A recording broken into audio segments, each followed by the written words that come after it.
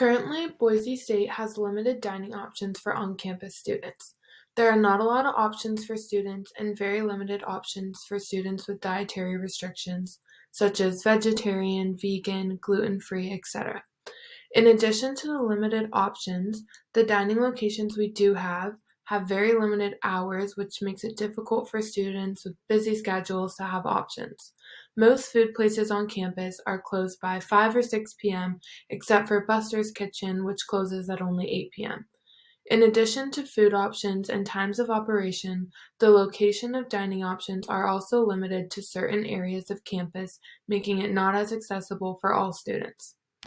Situational challenges can be categorized into three main aspects, including technical challenges, technical and adaptive challenges, and adaptive challenges. Due to the nature and types of issues we see within this particular challenge, we concluded that this is prominently a technical challenge with some characteristics of adaptive challenges.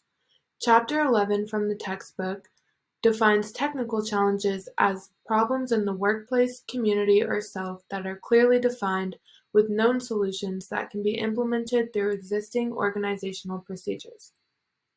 Students with dietary restrictions such as vegan, vegetarian, gluten-free, or students with religious dietary restrictions often find it challenging to find adequate dining options. If they do find options, they are often very limited. Although Boise State has made strides in their dietary inclusivity, there are still many challenges that need to be faced. Boise State currently has a registered dietitian for campus dining who offers individual nutritional counseling. So basically, Boise State students can go to this nutritional counselor and have personalized dietary schedules planned out and different options. And while this is a great resource in theory, realistically, Boise State has over 22,000 students. And with one person designated as a dietary resource for on-campus dining, I'm not sure how effective this would actually be. The limited hours that dining locations are open is another challenge that students face. Buster's Kitchen has the widest range of hours and is still only open until 8 p.m., and most other places close at 6 or 7.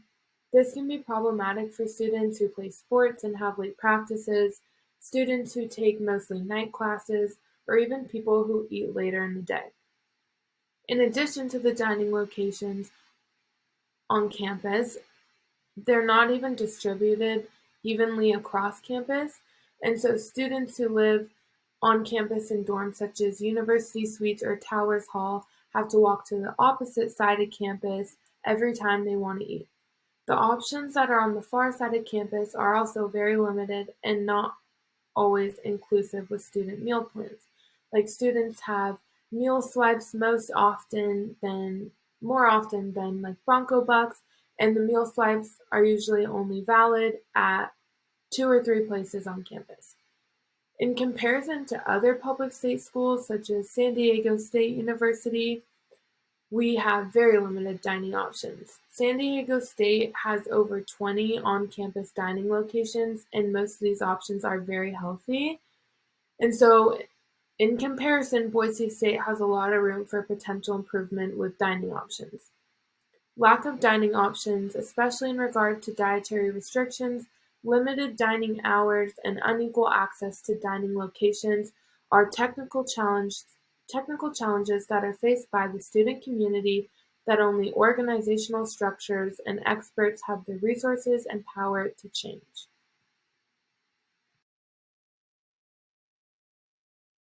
Hi, I'm Kat, and I'll be touching on situational challenges as well as leader behaviors. The situation challenges that we face with our project are mostly technical, but adaptive as well. It's believed that part of our solution can be implemented through existing organizational procedures. In order to solve this problem, we can ask for the help of certain department staff in Boise State Dining. Since they have technical experience in this area, they would be great assets in bettering the current choices for BSU students. I think it would be beneficial to start with the chefs, the dietitian, and the heads of the departments for BSU dining. we found that the team in charge of BSU dining consists of 15 people. Jack Cruz is the director of operations. Christopher Lockard is the senior executive chef. Justin Lord is the director of residential dining, and Jess Butler is the dietitian. There are also a few assistant directors of residential dining too. Since there is such a big team, ideas and change should come relatively easily. We believe that a change like we are referring to will take a lot of work and adaptation from many different people. Leaders will need to put their heads together in order to roll out the implemented changes and really work with the students to obtain a successful rollout. As discussed in our reading, servant leaders create value for the community by consciously and intentionally giving back to the community. We believe it will be important for these leaders to have certain behaviors and values to make meaningful change. As leaders, they should be helping students excel while attending university, and for some, nutrition will play a big role in this. Leaders should be nurturing and fostering growth and success. They should commit themselves to putting their followers first. They also need to be conceptualizing, enable emotional healing, behave ethically, be empowering, and create value for the community. Servant leaders need to understand the mission and the purpose of the university to come up with creative and lasting solutions for the problems that arise. They also need to be sensitive to their followers' needs and well-being. Servant leaders also need to be open, honest, and fair with students. They also need to understand that part of their responsibility is to create value for our community and give back. These behaviors will result in a community change at the university and hopefully happier and healthier students. As the text states, a servant leader's work leads to positive outcomes for many throughout the world. In summary, these leaders should foster follower performance and growth, influence organizational performance, and have a positive impact on society. Servant leaders set examples and work with their followers to obtain common goals. In other universities we looked at with better choices, there are many examples of this. The top 3 we could find were Bowdoin College in Maine, Stanford University in California, and Rice University in Texas. These colleges not only offer a wide variety of wholesome, delicious foods that are locally sourced, but offer guidance in nutrition and even a wide array of fitness classes each week. The leaders at these schools really stepped up to create better choices for their students, and their grades reflect that. A great example of a servant leader is one who leads a do as I do, not as I say style. If we could get everyone in the department to set this example, I believe that the outcome would be outstanding. And now I will turn it over to Danielle. We understand that this is a complex situation and there are many unknown factors that could pose as barriers in our vision. But we can see our followers through if we use our adaptive leadership skills to get our followers to just start thinking about the problem, to acknowledge the problem, to capture their interest and to hold their interest in the problem, and to make moves to create a positive change. From the balcony with this problem, we might see that healthier eating options are not just a want on this campus, but are maybe a need from some of our students who have different dietary needs or requirements. We might see that later dining hours have already been tried, but for whatever reason have failed. We might also see that there just simply isn't enough staff to keep the dining halls open longer, or there isn't the right staff to prepare the food that we need or want. Some competing commitments might be that the dining halls have already tried to offer a healthier food option, but At some point, maybe it just became too costly and it wasn't feasible at the time, and it might be time to readdress. To regulate stress among the students, we could approach the situation by offering the students a survey where they can voice their opinion or their needs, their food needs, and this would provide them a safe place to be able to state whatever it is they need from these dining halls before we bring it forward to the university. The survey could also provide as a way to give students a voice in regards to the problem and the solution. And this avoids the problem and solution solely being in the hands of us, the leaders, and giving the students a stake in the process will also help in keeping the solution moving.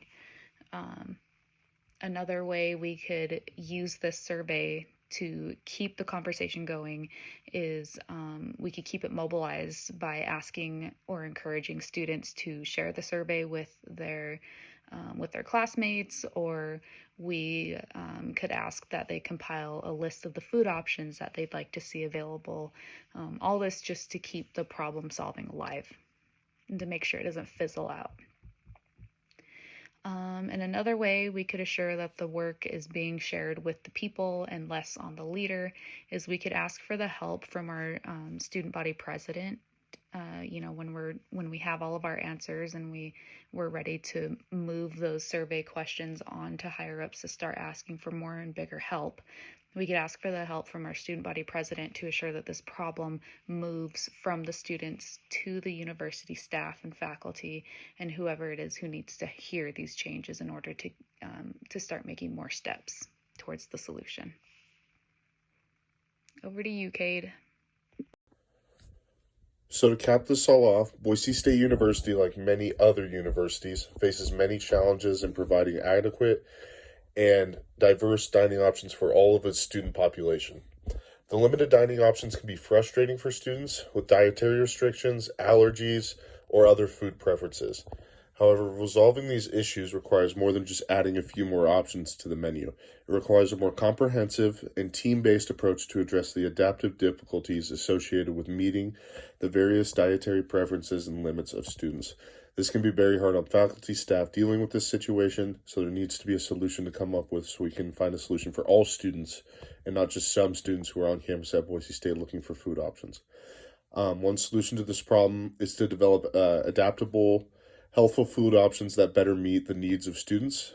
This can be achieved by looking into potential delivery possibilities and commercial enterprises, getting involved so we can meet all the needs of students.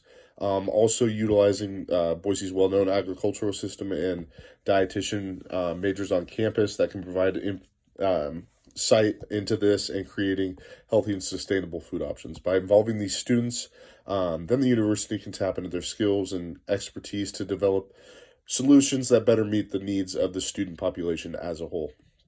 However, improving the dining options and accessibility for all students can help create a more inclusive and welcoming campus environment.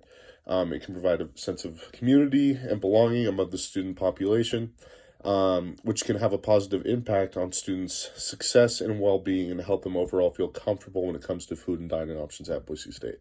Furthermore, improving the dining options can also provide employment prospects for students, which can enhance their overall college experience as well. To achieve these goals, the university needs to prioritize this and the needs of the students as a whole, and they need to address any challenges that they face now instead of waiting until later. Also, this can be developed by benefits of having everyone involved. It can benefit the student population as a whole, and the goal overall is to provide positive and enriching experience for all students at Boise State University. And just issues caused can be cured by organizational processes throughout the campus. We have many issues that arise, but we can take care of them. I just think overall this solution not only enhances the success and well-being of students, but it also gives them employment prospects and advances the community as a whole. I know it's definitely hard when students are having to provide for themselves. They're on campus all day. So if they feel more comfortable, instead of basically starving themselves and waiting to get home at night after a long day of school, they can go to campus, which is a much easier to commute for them, a much easier way of getting around, and be provided with food. Overall, we just need to benefit everyone, look at the group as a whole, and not just target certain individuals, certain groups of small students. We need to target much more groups, get students' feedback. I think even feedback surveys from students around campus, going around campus asking what kind of options need to be provided on campus could be beneficial for all people, all parties. So over the years, just within the coming years, this is something that needs to be in people's minds that work for Boise State and that are in control of this. And it needs to be something that gets addressed sooner than later, because as it looks right now, I mean, it hasn't been getting better. So we need to find ways to improve this, and they need to take all students' feedback. Thank you.